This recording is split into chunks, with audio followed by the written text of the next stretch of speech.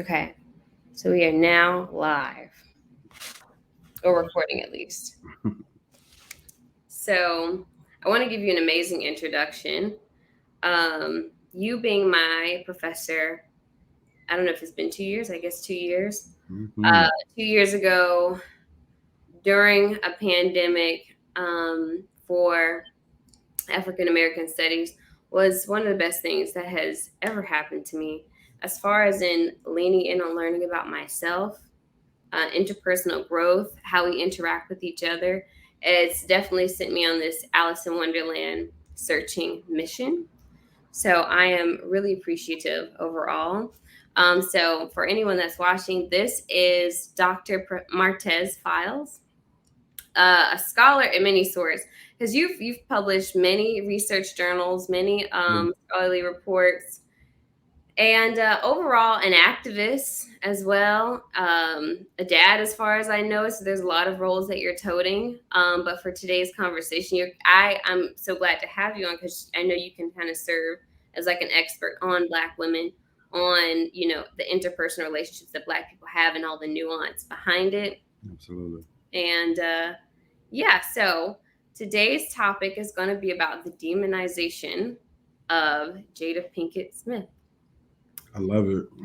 Thank you so much for having me on the show. Thank you for that wonderful and warm introduction. You are by far one of my favorite students ever. You've gone on to do such incredible work. And we've even been able to work together on so many other projects. And I'm super proud of, the work that you do. And so I think this topic is timely. I think it's important. And I think it's a necessary conversation, particularly when we're thinking about public discourse and what folks are talking about online, but also how folks treat folks in their day to day. I think it's a critical conversation. So, absolutely. I want to start by asking why you thought it was important to talk about this topic in general. Okay, I think I thought it was important to talk about because, first of all, I've just experiencing men in my life, in my immediate community, Mm, that I know are not harsh people, having such strong opinions and narratives around someone that we only know so much about, hmm um, was really important for me. And the second thing was, I feel like, as far as we know, the information that's been shared with us directly from Jada, it's just been out of this beautiful place of vulnerability and wanting to share and to want to be open, not just for like her sake, but as far as in opening up the conversation for many other households. This is why I wanted to kind of talk about it.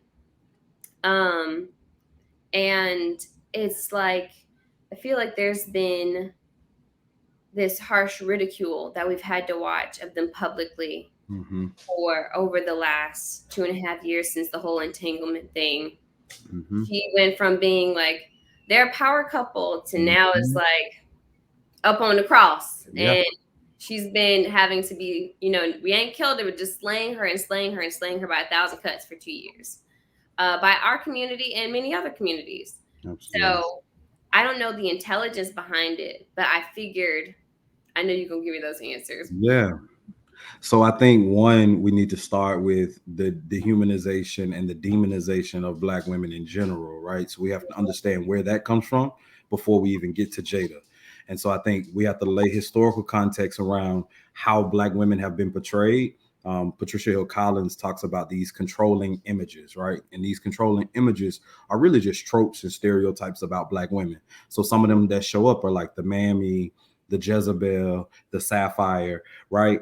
And I think the truth is that folks have imagined Black women in a lot of different ways, and so they write about and depict them in a lot of different ways. So the mammy is this selfless character who will protect her enslaver's family before she protects her own. She is a desexualized being, but we juxtapose her to the other trope of Black women, the Sapphire and the Jezebel. The Jezebel is this sexually liberated or sexually free Black woman who is often read as a whore, as a prostitute, and often seen as devalued, unrapeable. And then the Sapphire, right? This angry Black woman who emasculates her husband, emasculates her sons, demonizes her entire community, and is of no value, right? And I think the thing that makes Jada particularly disliked and hated most are the juxtaposition of uh, one, how she's read as both a Jezebel and a Sapphire, right? She's read as a sexually liberated black woman who cheats on her husband, who emasculates her husband, who raises a son who is sensitive and soft and weak. And all of those things play out in public discourse, but she's also read as the Sapphire, right? She's read as this opinionated, loud, in your face black woman who people can't connect with. And for those reasons, how she is played, how she is portrayed, and how she is played out in public discourse leads to a lot of demonizing qualities. And I think none of those things are who she truly is, right? I think Jada is as complex as anyone else, right? Just as complex as you or I. But I think because of what she represents and because of what Will, particularly her husband, what her husband represents, I think a lot of that informs what we see. But I would love to get your thoughts around that. No, that makes perfect sense.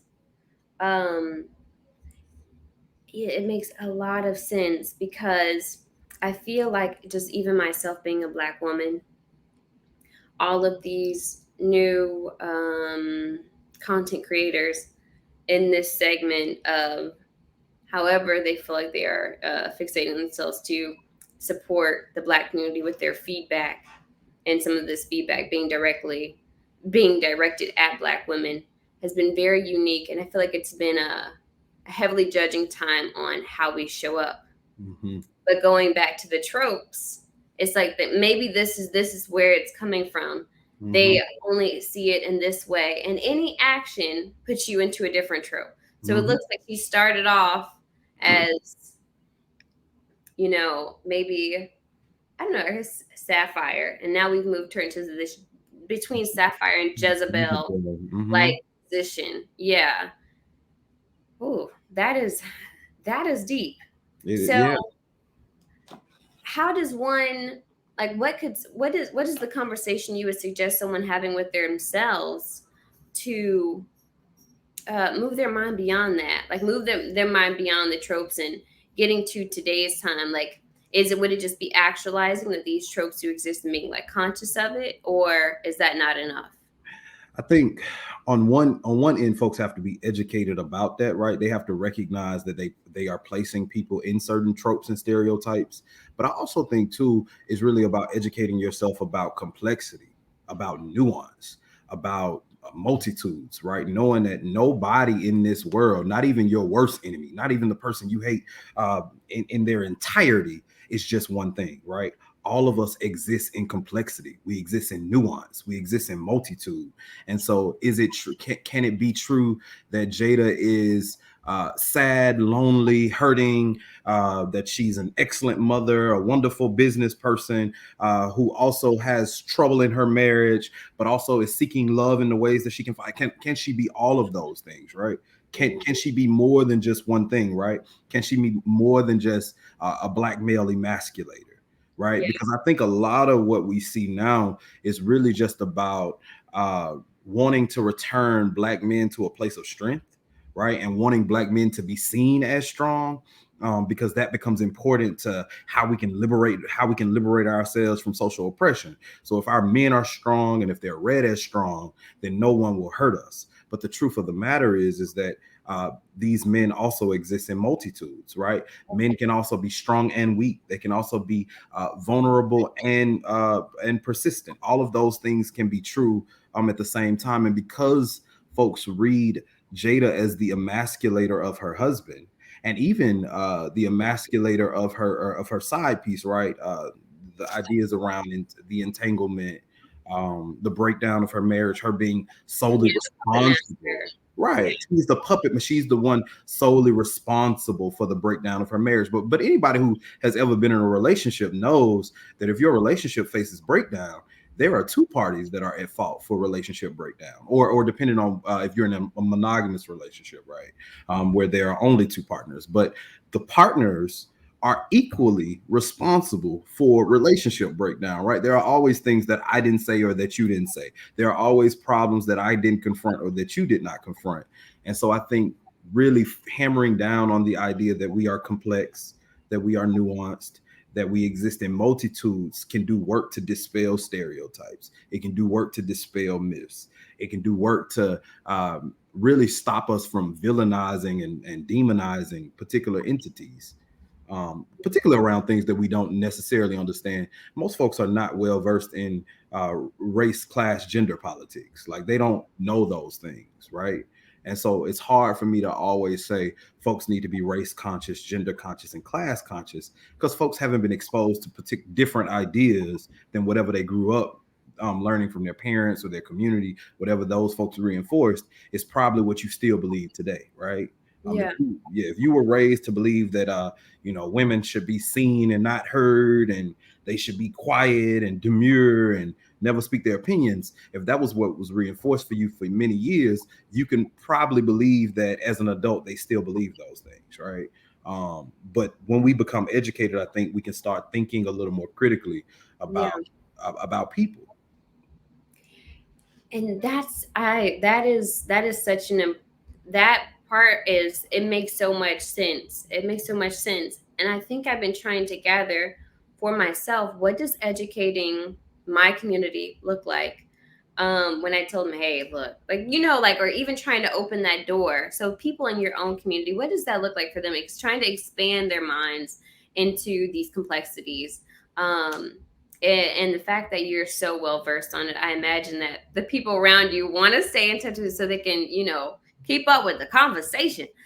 What is your recommendation to them on staying abreast of those topics and including that into being an aware person?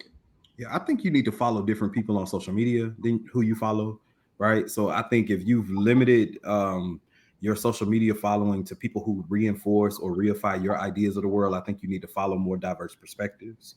So I feel like that looks like following Black women content creators, following Black trans and queer and trans folks content creators. It looks like being exposed to folks with international perspectives. It looks like being exposed to folks with global perspectives, following people who don't have access to money, right? What does it mean to listen to poor people, right? And follow them and hear their day-to-day All experiences. stories, yeah. Sometimes we will lock ourselves in a bubble where we're only really exposed to ideas that are very similar to ours. Yeah. And that becomes problematic because you never are forced or asked to stretch.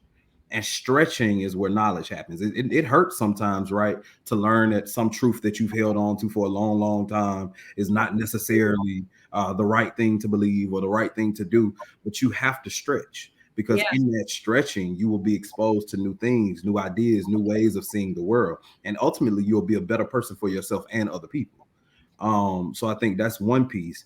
And then the other piece is really knowing that like education happens in multiple ways. Education is also conversational.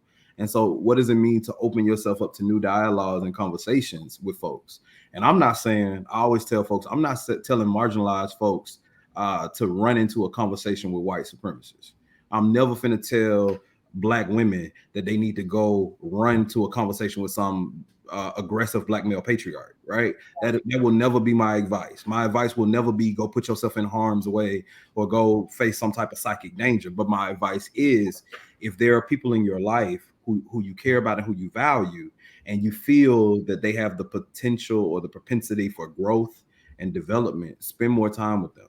Show them a little more grace, have more conversations with them, push their thinking a little bit, right? Sometimes they won't change their thinking immediately. They're not gonna wake up automatically conscious of all social ills, but Yeah. you can get them to say like, yeah, it ain't right how they doing Jada, right? Jada shouldn't be blamed for the entirety of Will's conflicts, August Alsina conflicts, her children's conflicts, right? She shouldn't be the primary target of all assaults, right? That I think getting folks to even that base level understanding could open the door for a conversation around race and gender consciousness, right? Yeah. Just inching those ideas in. I think that is exactly true. I think I've definitely had to change how I perceive content. I think that is honestly really great advice. Um, and hopefully, someone researching for a video like this leads them down a rabbit hole of, because that's hopefully this is the content that he's saying y'all should look for. So this is the video. Absolutely. It's the video y'all should Absolutely. be watching. Okay, that makes a lot of sense. Now, one thing I want to tap into like this researcher part of your brain.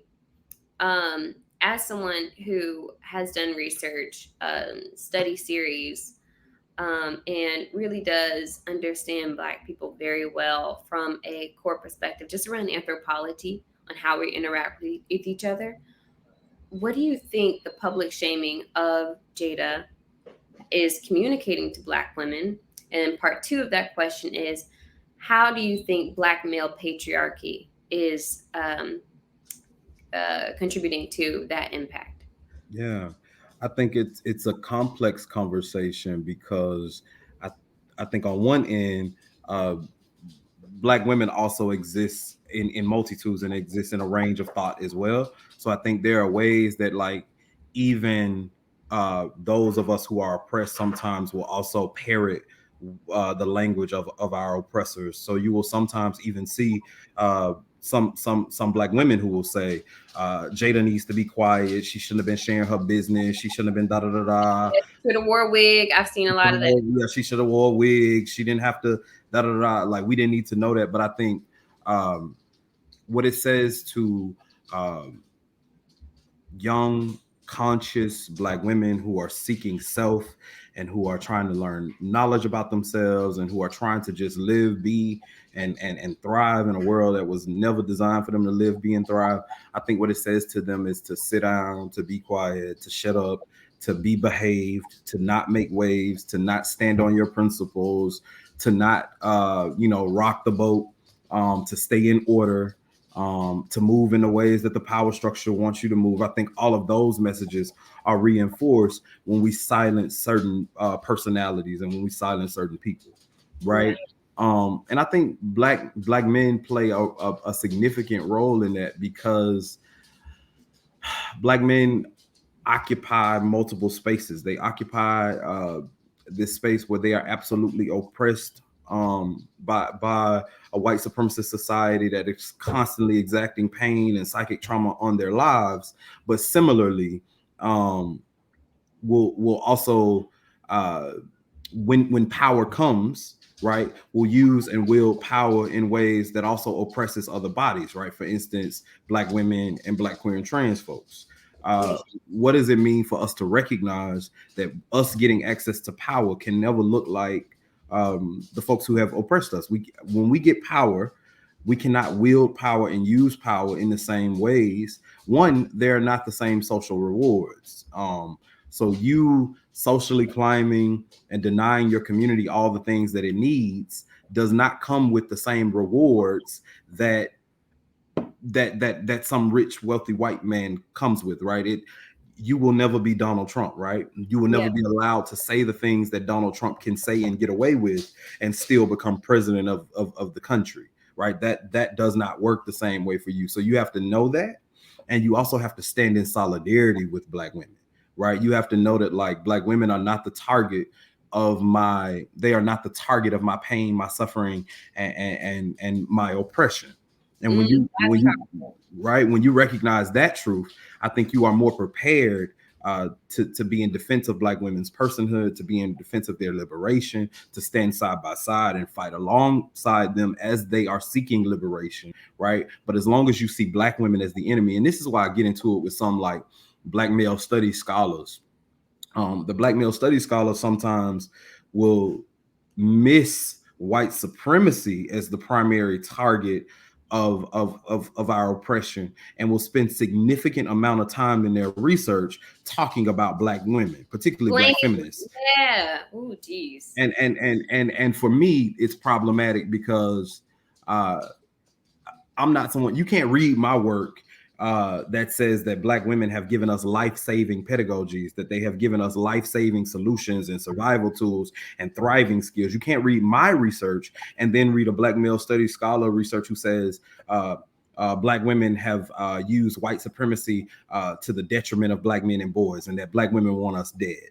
Right, black women can't both give us life and want us dead. Right, those things cannot exist at the same time.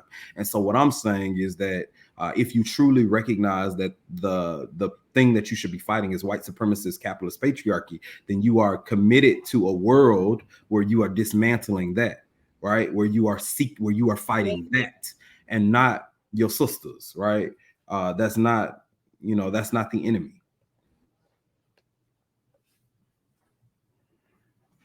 I think you froze, right?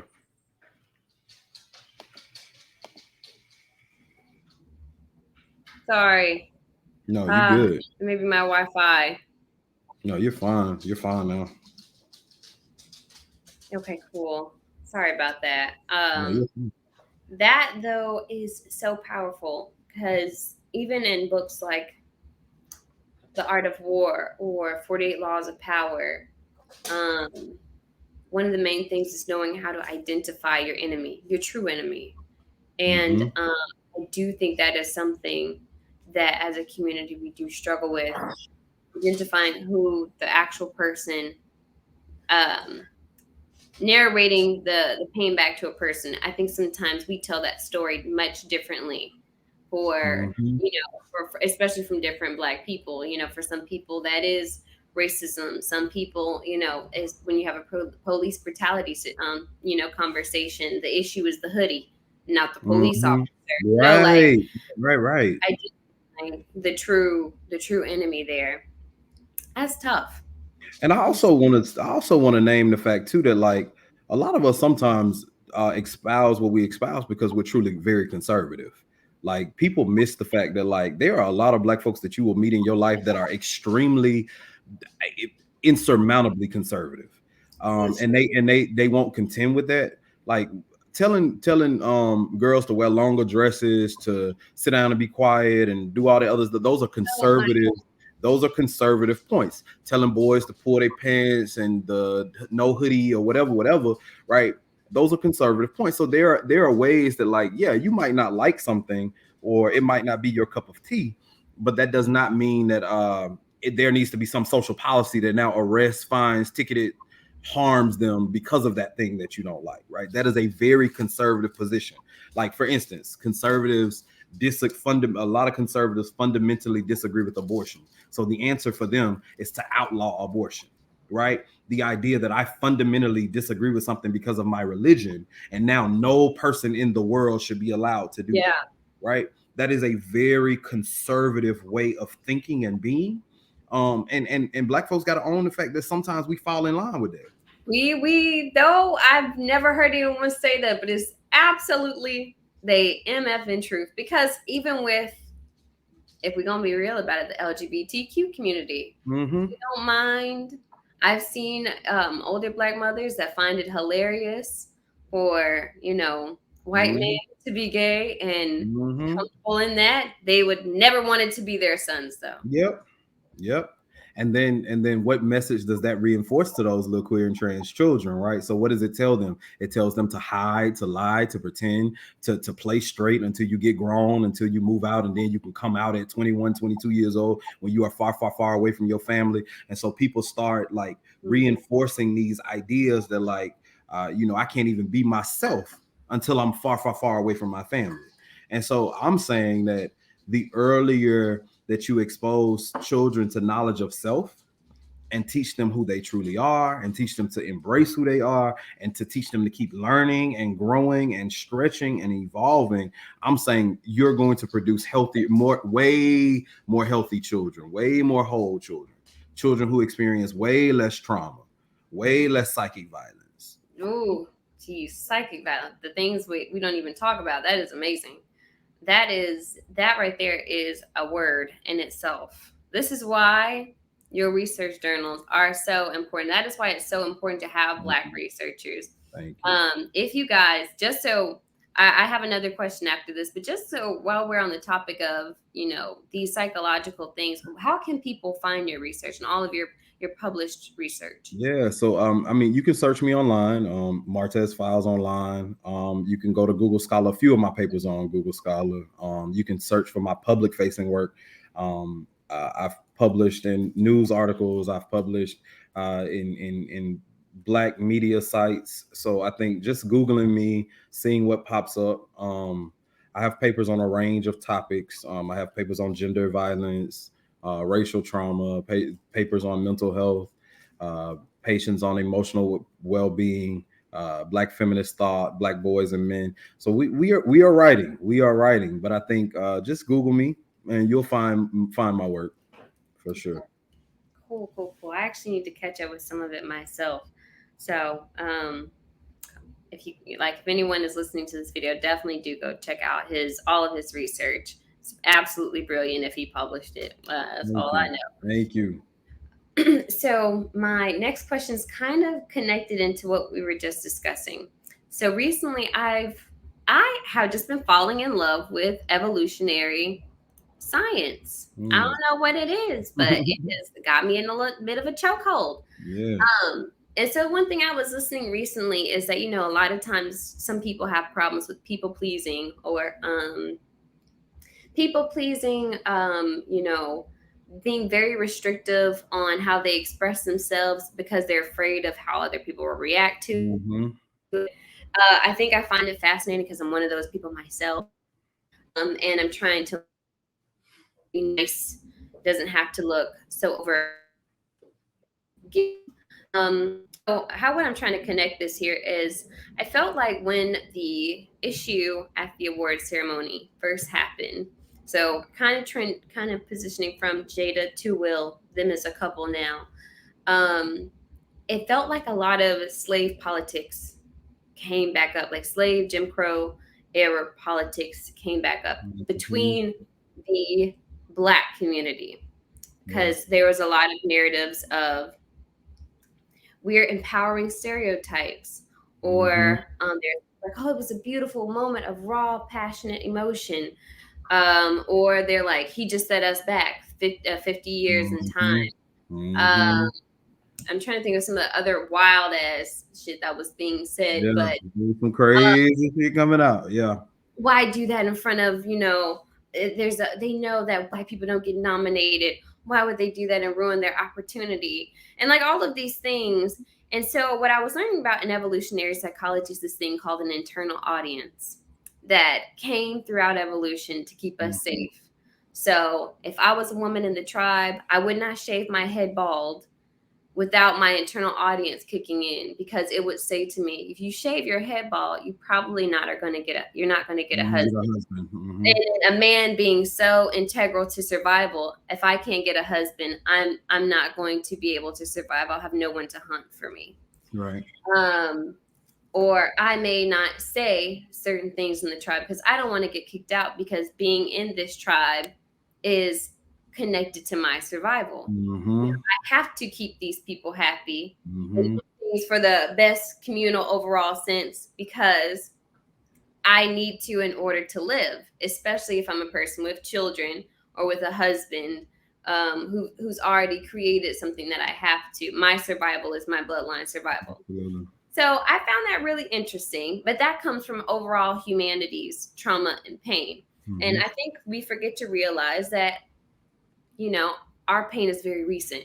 If we're Absolutely. still being affected by things that have happened over the course of thousands and thousands of years, then we definitely have to hold some empathy for Black people, because the trauma that we experience is going to be with us for a while as we continue to navigate what healing looks like. But I bring that up because it seems like our internal audience has like this subservient side, and I've experienced it myself. I could be walking down the sidewalk and I'll move automatically for some. No one ever even actually taught me that verbally, but I have seen the people in my life do it. I know my mother would be slapped as a child for doing it, for looking a white man in the eyes, or for not moving for him growing up in the 60s. So it's like specifically for this segment of people, this small segment of people, African Americans, it felt like a lot of that was like reawakened, like our internal audience were Mhm. turned on. Like, you've risked all of our safety. He's Mhm. risked all of our safety. He's gonna have us out in the streets, one to Mhm. get us for slapping that man. And so I feel like it's also connected in with being authentic, though, because if you're completely leading your life in reaction to this internal audience, you're not living to true authenticity. Right. So, what has been your stance on, um, disengaging with the anxiety around being black and being alive and doing that freely? Yeah. Um, I will and say, yeah. yeah, I will say a lot of that is uh, gendered and classed, right? So, I exist in um, a body that has a lot of social class, right? I exist in a body that has 5 college degrees. I have an Ivy League education. I have a PhD. I'm a doctor, right? So what does it mean for me to move through space, and what does it mean for my father to move through space, right? My father, who only has a high school diploma, who worked as a laborer for the city of Birmingham, he and I occupy two different social statuses, but we also occupy um, different ways of being, right? So, for instance, my father, who is in many ways a revolutionary in his own right, right? He will speak out against things that he think is not just. Uh, but will lose more things as a result of speaking out, right? So could Mm, potentially lose a job. Like, I am never worried that if I say what I meant, that I'm going to lose my job or that I'm going to lose everything. And even if I do lose one job, I am very confident with 5 college degrees, etc. And foremost, that I could create a business, be an entrepreneur. I can go teach somewhere. I can go get another job somewhere. I'm very confident that would happen. And I yeah. think for those reasons, right, because of those class reasons or social status reasons, I make different decisions. And so I think access to power sometimes allows you to be a little more authentic. But I will say this: there are no rewards that come from not being yourself. And I don't care how much power or access to power you have. There are no rewards. Even my father, as a laborer for the city of Birmingham, had he been, a step and fetch it, go along to get along, da da da da, he would have never gotten raises. He would have never gotten promotions. He would have never gotten ahead. He would have never. There is nothing that comes with the self deprecating idea that you are disempowered. Yeah. You have no access to power. So I think for me, I'm always thinking about my relationship to the world and how I move through the world. But I don't let that be the determining factor in whether I make a decision or whether I stand on principle or whether I do something that I felt like needed to be done. Sometimes you have to. Audre Lorde talks about fear, and she talks about fear and silence, and she says your silence will not protect you, right? Zora Neale Hurston says, if you are silent about your pain, they will kill you and say that you enjoyed it, Oh, right? I just think about all the ways that like silence has not done work for us. It has not protected us. And so sometimes really what we see is fear, right? Fear of whiteness, fear of social consequences, fear of losing jobs, fear of losing relationships. That fear sometimes not a motivates. fear, like a good one. When Right. it's Yeah. all good. Why are you trying to it's okay. You don't want to be seen as a bad black, right? Yeah. You spend so much time policing your actions, but also the actions of other folks around you, because we think about linked fate, right? So if Will Smith, who is worth $300 million, can be punished for something he did, I know, me with my whatever salary, I know I can be punished for whatever I do. But the thing about it is, Will Smith has not always been authentic. He has not always been genuine. Will Smith is not a revolutionary. Will Smith is not an activist, right? He is a philanthropist. He gives to causes. He is somebody who kind of pushed wellness into the public conversation. But Will Smith ain't never been no like, let's fight the He's been power. solid, clear, Yeah, black guy. clean cut, Yeah. fall in line, do what white folks say do, and get ahead black, right? And so, as we think about the social punishment that he's paying for now, it is because he deviated from character, right? A Mhm. lot of what Will Smith is suffering right now is a deviation from character. Because truly, who you always have been is a dude from West Philly who would have smacked somebody if they said something you ain't like. But you have suppressed that for so many, you've suppressed that for decades, and you have made folks believe that you were a quote unquote safe black. And for that reason, folks saw you as a safe black. So when you deviated from that, right, folks couldn't take it. They couldn't take. They didn't know what to do. They was sick, right? But the truth of the matter is everybody reaches a breaking point, Mhm. right? Everybody sometimes is at their weak wits end with what they can put up with and what they can take and what they can handle, right? You just have to This decide. became exhausting. Yeah, Yeah. that pretending to be something you not being that becomes exhausting as fuck, right? You are not going to be able to be somebody else for a long time. You ever I talk about all the time how, like, when you start a new I'm not sure if you date, but when you start a new relationship with someone and they seem perfect and the relationship seems perfect and everything seems amazing, and Mhm. they are your wildest dream answered, and then in about 6 months they turn into who they truly are, right? they Yeah, get they come they in a get church suit. Yeah. they get to you, they come in a church suit, right? Some folks say show your representative shows up first, right? um but after a while they get tired of pretending to be who you wanted, right? They heard you say you wanted flowers, they heard you say you wanted dates, they heard you da da da, but now they're making decisions about whether they actually want to do that, right? Whether they actually want to follow through with that, whether they actually want to commit to that, whether they actually want to keep up with that, Yeah. right? And so for a long time, respectable blacks have pretended to be safe. They have pretended to be silent. They have pretended to be meek. They have pretended to have no political positions. They have pretended to be apolitical. I don't feel one way about that or another, or Yo, you know, yes. I would just as quickly vote for a Republican as I would a Democrat, or I would just as quickly, whatever it is, as to show to those in power that, hey, you can give me a job, hey, you can give me money, hey, you can trust me, I'll be good, I'll do what you say do, right? But no one can live up to that forever. You cannot live up to that forever. Wow. Yeah, especially when there's a whole nother conversation, as you know, because those people that are the respectable blacks, ultimately, what I came to find out is they end up becoming the new gatekeepers for a lot of Absolutely. information. Put me on, hey brother, what you doing? Like, let me. But Mm-hmm.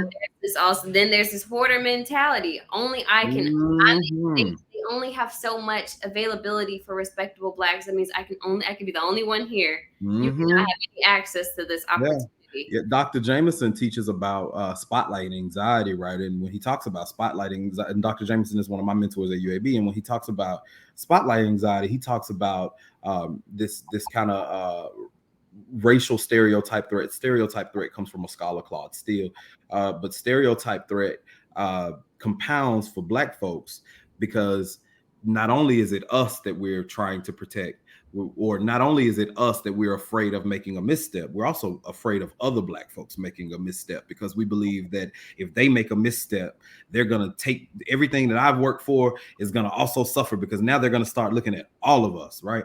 All of us are this now, all of us are whatever. And so we spend so much time policing ourselves and policing other Black folks that we never even live, that we never even create, we never even innovate. Lived. Who got time for that shit? Like, okay, a Black person made a mistake. Whoop de doo. Like, hopefully they will be held accountable for the mistake. Hopefully they will hold themselves accountable for the mistake. But if they don't, oh the fuck well. Like, I am going to still produce my best work. I am still going to live authentically and honestly. I'm still going to love on my people. I'm still going to do everything that I'm supposed to do, irrespective of whether folks take accountability or not. Right. So it's a complicated, complex thing, because I absolutely do feel a sense of responsibility to Black folks. Right. I absolutely feel accountable to my people. Fate. Yeah, it's two sides of it. There is Right. definitely two sides of it. From even for myself, I'm like, I need to be a part of advancing this community, because one day I'm going to have a son, I'm going to have a daughter who's going to Yes. have to grow up in this climate. But then there's another part of me of like, fuck all this. Yeah. And perfect. I don't belong in that space. Yeah. And yeah, I mean, how has it been for you navigating that as a scholar, and both navigating that in your personal life? And because it's almost like you have to disengage from these real or imagined repercussions of being yourself and being authentic and Black. Yeah. I mean, honestly, I I am very community oriented. My work is always community oriented, so I will never deny, um, Black communities access to me, and I will never feel disconnected from my people in any way. Right, my work will always be in service of them. But while I do know that my work and myself, while I'm in service to them, I'm also not going to be limited by folks' ideas of what they think I should be doing or how they think I should be doing. I have to do what feels the most freeing for me. I have to do what is also in not just in service of my people's liberation, but my own liberation. Like, what does it mean for me to free myself and others? And I think I do a good job of that because I have a large like Facebook following. Like my kids say, I'm Facebook famous, and so often, I'll wake up and my post has been shared, a couple of hundred times or maybe 1,000 times or whatever. And then when I look at the shares and people have different opinions. Like some people are like, oh yeah, Dr. Files always be on it. And then there are some folks who sharing it like, I wish this man to shut the fuck up. He always want da da da da, whatever, da da da, right? Oh And God.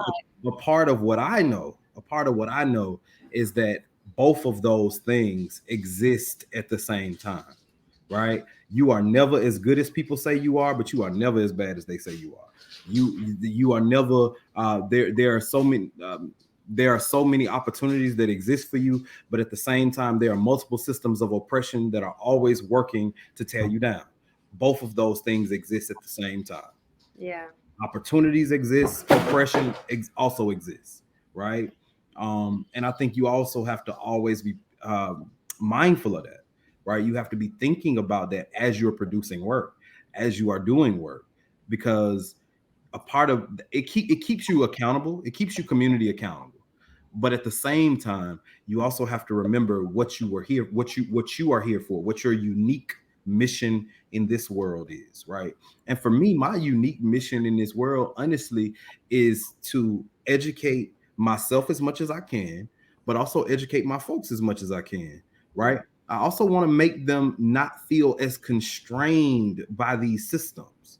And so I unapologetically live freely, right?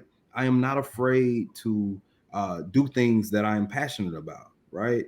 If I want to start a business, I'm gonna start it. If I want to start a nonprofit, I'm gonna start it. If I want to, take in a bunch of kids, which I have, I will. Like, whatever I think I have the capacity to do, I have the skills to do, whatever I dream to do for myself, I am going to try it, right? Even if I fail, even if I risk, falling on my face, I am going to try every single thing that I want to try for my life, right?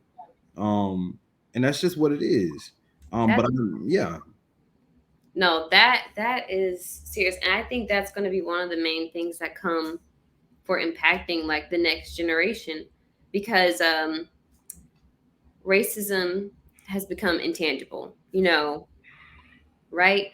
So Absolutely. we're going to be seeing some intangible impact, and I think one of those is going to be acting yourself and realizing humans are controversial. Mm-hmm. That means Black people have the freedom to be controversial Mm-hmm. with our linked fate mindset. And I think Will's reaction at the Oscar award ceremony was because authenticity is like a muscle, and I feel Mm-hmm. like he tried exercising it. And usually, I know I've reacted to things of because I've been overly nice that I Mm-hmm. would take up the wrong fights, right? Mm-hmm. I'm too overly nice, and so he's been acting. He's had to keep up this role for a long time, and I Mm-hmm. think He he broke. exercised that He moment. broke. Yeah, and it may not have been in the most perfect way, but I hope he continues to use it. I hope it doesn't have him stray away from that. I also say too, stop expecting perfection of Black folks, right? Why do Black folks need to be perfect? You don't expect nobody else to be perfect, right? Nobody else. Like, you love your mother, for instance. Most people love their mother in all her beauty and all her ugliness, right? The ways that your mother has cooked for you, but also the ways she has cussed you out. You love your mother as a full human being, right? You recognize that, like, my mama be doing some fuck shit, but she also do some amazing shit. And like most of us know Yeah. that, but we don't extend that same grace to regular black people. No. Baby, regular black people gonna do some amazing shit and they gonna do some fuck shit sometimes, including yourself. You are going to do some things that are going to be paradigm shifting, that are going to save this world, but you are also going to do some things that are harmful. And Yeah. so we have to know when I do evoke harm, when I do harm, the only thing you need to do is be accountable for that. Yeah. Be accountable for that and be committed to being better. I do not demand perfection of black folks, but I do demand accountability of us. So if you do something that does damage, own that. Like, hey, I did harm here. I hurt you. I apologize for that. And I want to commit to repairing the relationship, whatever that means. And sometimes folks won't welcome you back. And that's fine. That's fine. But you know what? That's one thing I was talking about with a friend recently.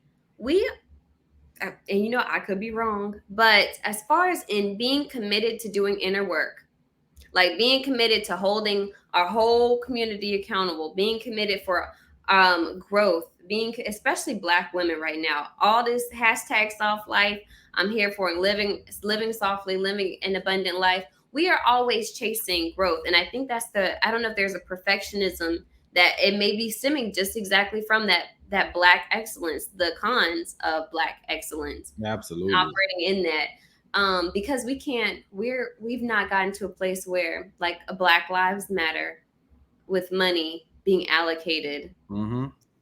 incorrectly. Mm-hmm. Not the first time funds No, for a nonprofit have been mismanaged, absolutely. but Absolutely. there's people that I've heard talk in conversation. If she's gonna make it look bad, they're never gonna donate to another black prophet again. They're never. Okay, first of all, if we want to look at the records for if race associated with mismanaged non, Oh, it's gonna be white folks overwhelmingly. White folks overwhelmingly will have misappropriated more funds than anybody else in organizations, right?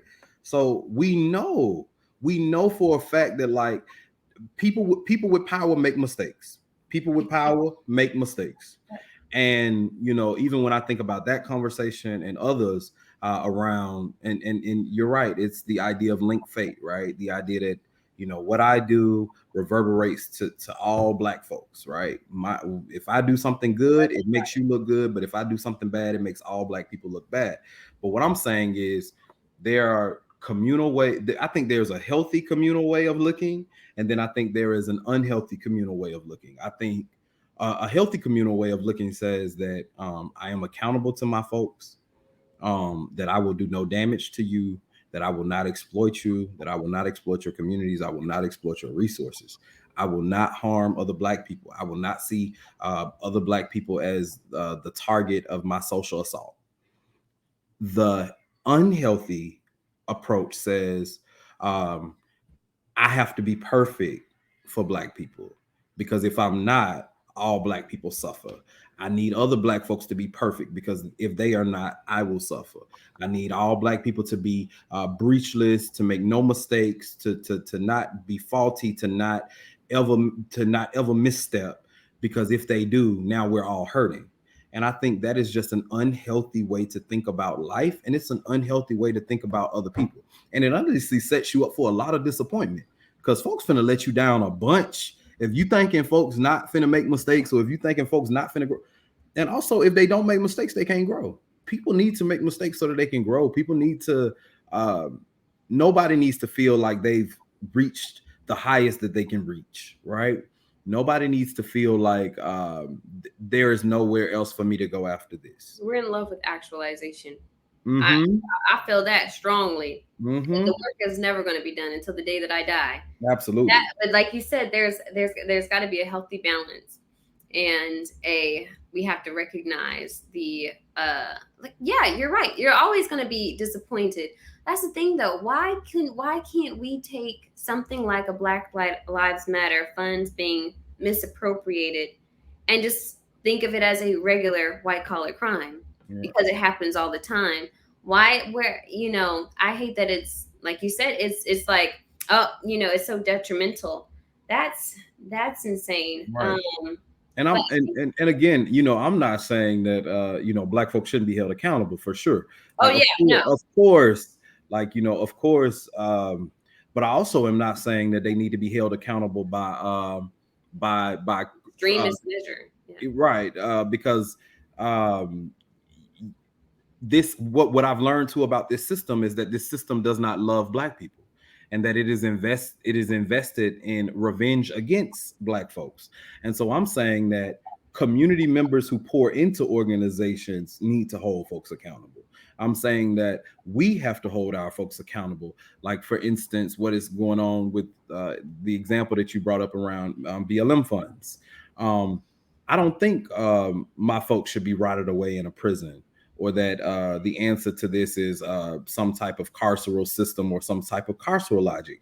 But I do think we need to have community conversations about how we run our organizations. I do think we need to be transparent with where folks' money is going, who gave to us, what we're doing with it, showing in real time. I think we have a duty and a responsibility to be transparent for our folks.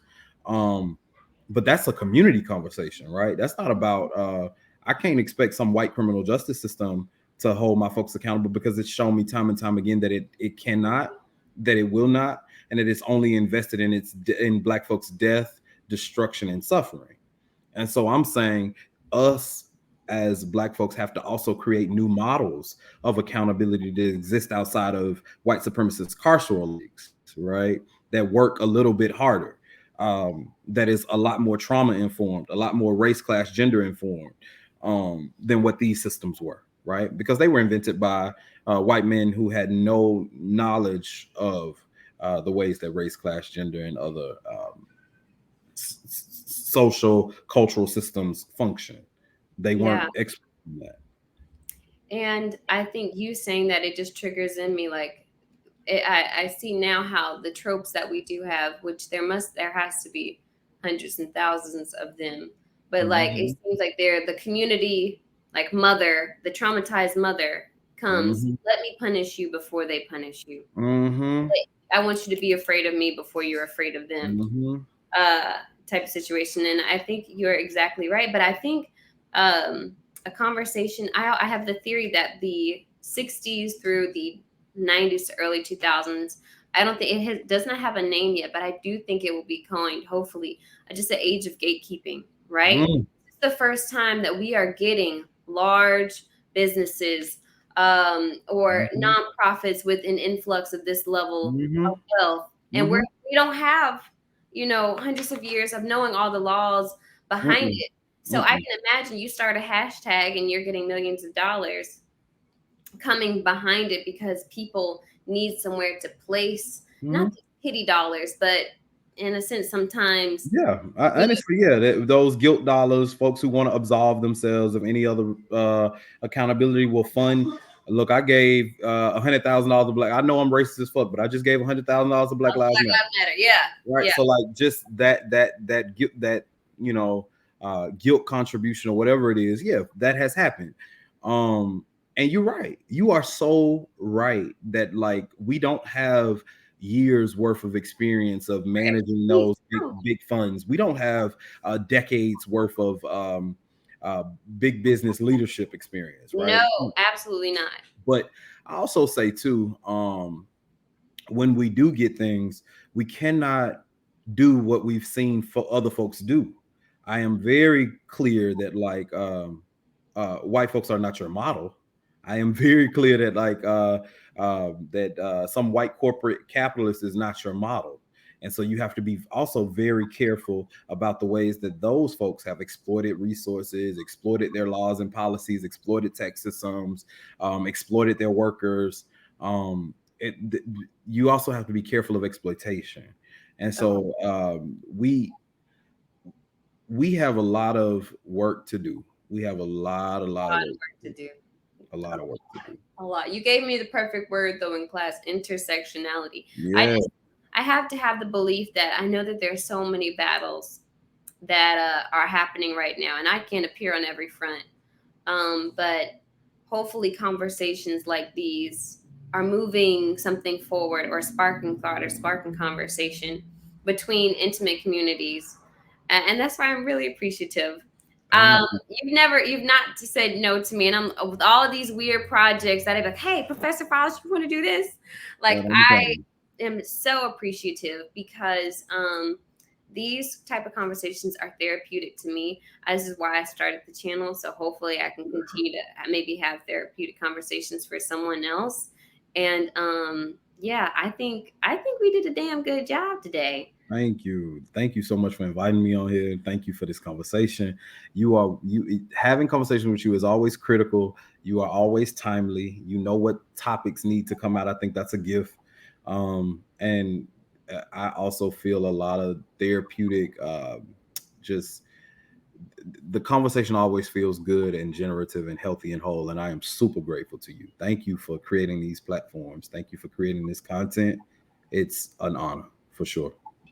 Oh, thank you so much. This has been amazing. Please tell all the people where they could find you and keep up with you. What's the best, where all the social media? Yeah, you can follow me on Twitter at Dr. underscore Martez underscore Files. You can follow me at Martez Files on Facebook, um, or Exist with a capital N and Live on Instagram. But thank y'all so much for this time. Thank you, Ray, for always producing high quality content that is socially conscious and timely. Thank you so much. No problem at all. Thank you so much for joining, Professor Files. I want to try to get this up soon. Actually, I want to end the podcast here. But thank you everyone for watching, and then feel free to stay on for a second. You guys be on the lookout for more content from us, and enjoy the rest of your day.